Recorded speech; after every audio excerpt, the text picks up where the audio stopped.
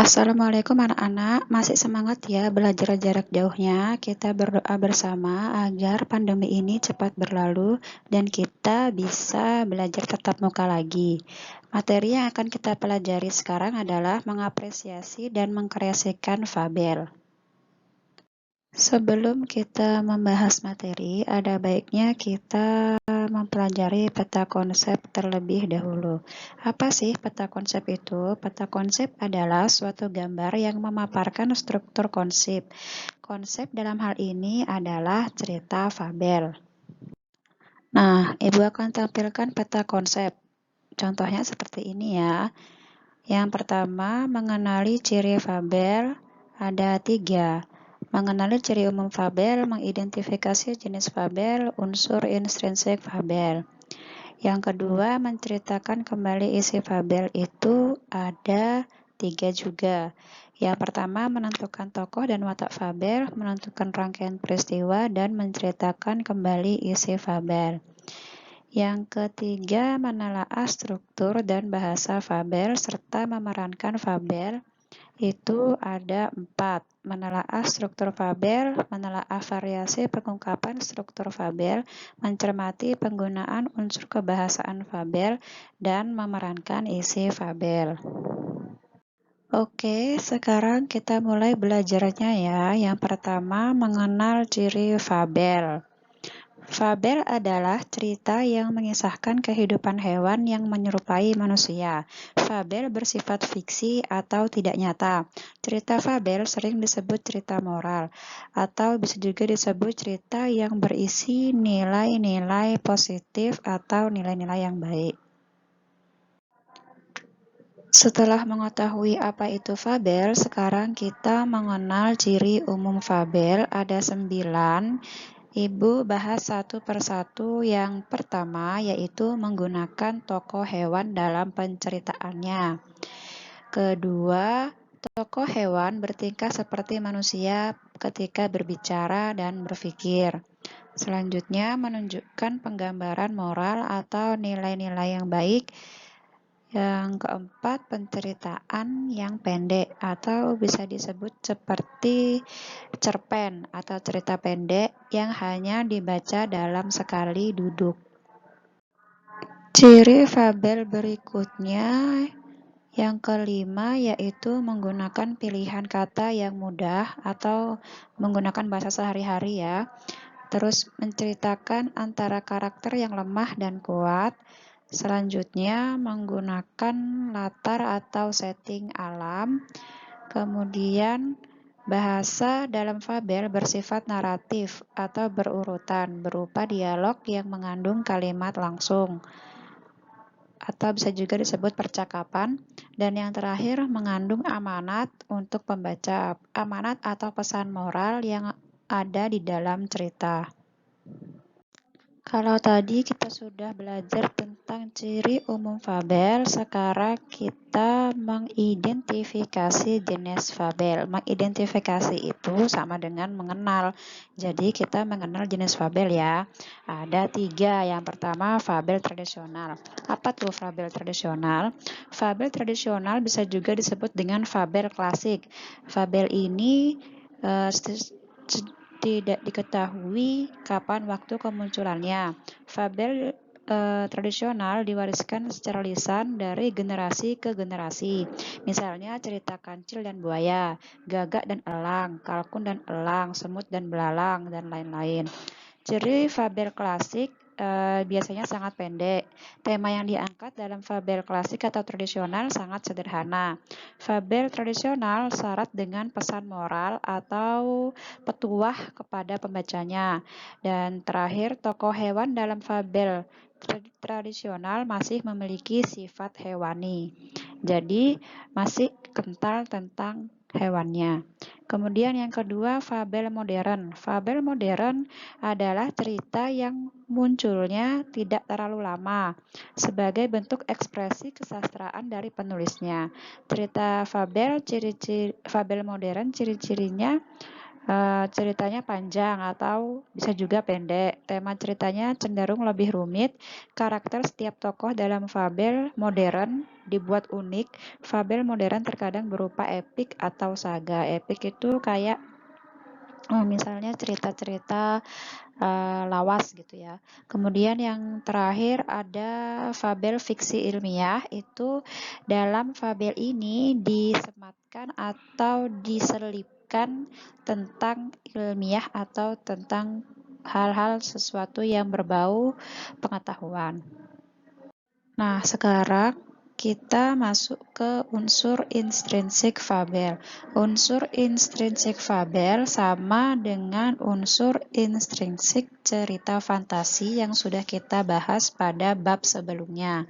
Yang pertama ada tema, kemudian tokoh, selanjutnya latar.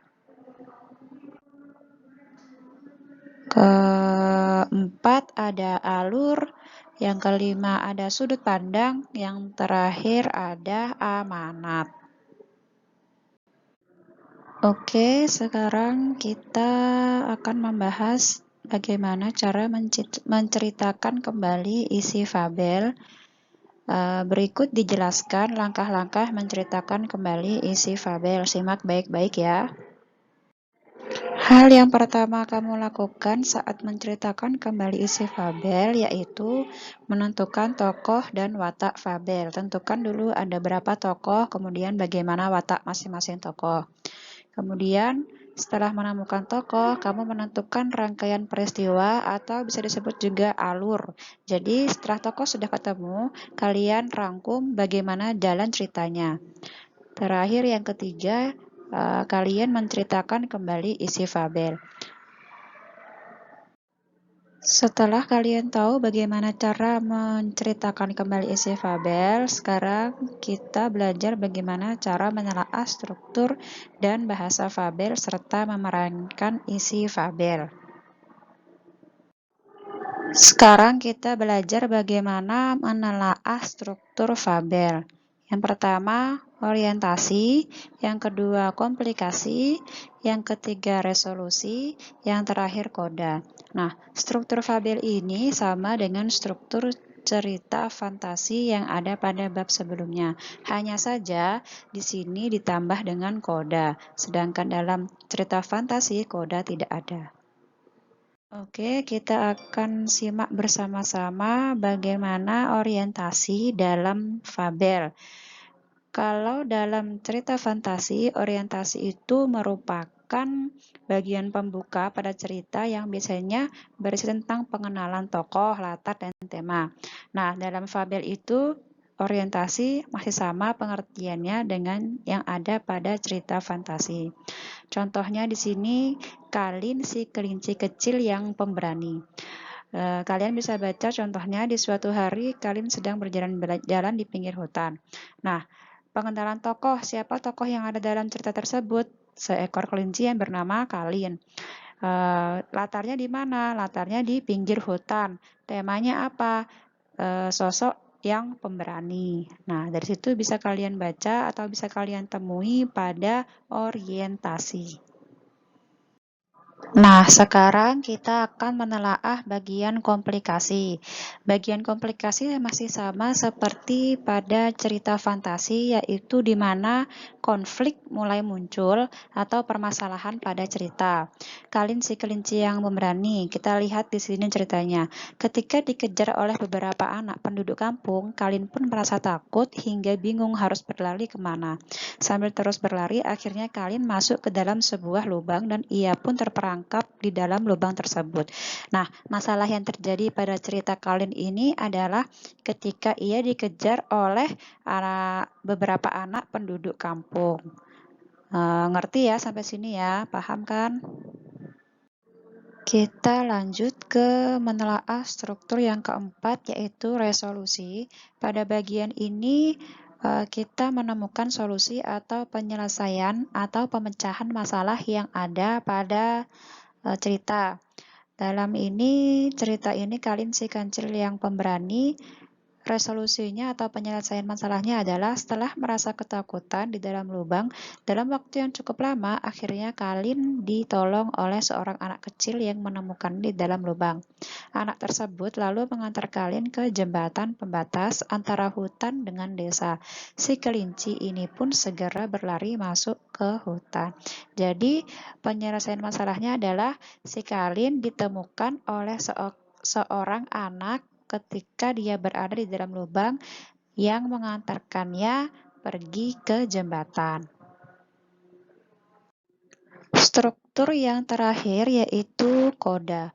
Koda dalam cerita fabel adalah pesan moral yang disampaikan oleh penulis.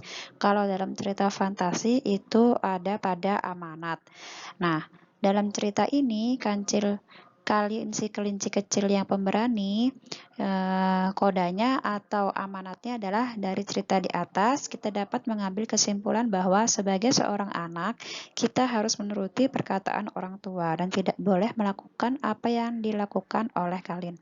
Ketika ibunya sudah melarang untuk pergi ke perkampungan, tapi Kalin masih bersikeras pergi ke sana dan akhirnya ia mendapat masalah. Kita harus menjadi anak yang baik dan menurut kepada nasihat yang diberikan oleh orang tua. Jadi, perkataan orang tua itu harus dituruti. Mengapa? Karena orang tua itu sayang sama kalian, sayang kepada kita anak-anaknya. Makanya, orang tua marah itu sebenarnya bukan marah, tapi bentuk rasa sayang kepada kalian semua. Pada bagian sebelumnya kita sudah belajar menelaah struktur fabel, sekarang kita belajar menelaah variasi pengungkapan struktur fabel. Maksudnya, apa saja yang diungkapkan dalam struktur fabel. Contoh misalnya, pada bagian orientasi berisi pengungkapan kalimat diawali dengan deskripsi latar dan tokoh atau penggambaran tempat cerita dan tokoh cerita. Kemudian pada bagian komplikasi diawali dengan konflik batin atau permasalahan yang terjadi pada batin tokoh, fisik, dan latar. Kemudian yang ketiga yaitu bagian resolusi berisi meredanya konflik atau permasalahan pada cerita, meredanya masalah dalam cerita. Kemudian yang terakhir atau yang D berisi bagian koda, pesan yang dapat diambil dalam cerita fabel. Jadi pesan moral dalam fabel diletakkan atau ditaruh pada bagian koda, yaitu di akhir cerita. Nah, sekarang kita belajar mencermati penggunaan unsur kebahasaan pada fabel. Kita menggunakan kata sifat atau adjektif untuk mendeskripsikan pelaku, fisik atau kepribadian. Contoh kata sifat itu misalnya bisa seperti cantik, kemudian besar, kemudian lebar, panjang, dan sebagainya. Setelah kata sifat juga digunakan kata keterangan atau adverbia untuk menggambarkan latar. Misalnya, kata keterangan di sekolah atau di rumah. Kalau misalnya pada fabel, pada suatu hari di sebuah hutan, misalnya seperti itu.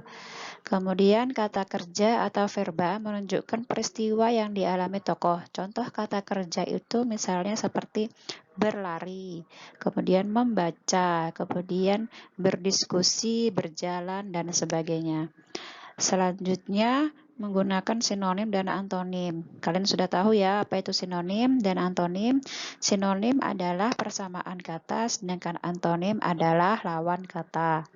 Kemudian penggunaan kata hubung atau konjungsi, lalu kemudian dan akhirnya. Pada fabel, konjungsi yang digunakan adalah konjungsi temporal atau konjungsi yang berhubungan dengan waktu, seperti lalu, kemudian, dan akhirnya.